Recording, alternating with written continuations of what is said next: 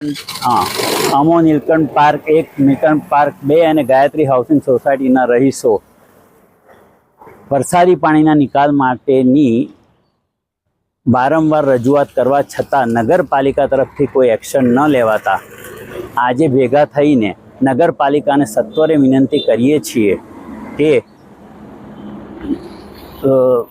અગ્નિશામક કેન્દ્રથી થરવાસા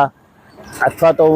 સ્વામિનારાયણ મંદિર સુધી જે એક્ઝિસ્ટિંગ પાઇપલાઇન છે તેના જ પાઇપલાઇનમાં આ કાર્ય થઈ શકે એવું છે,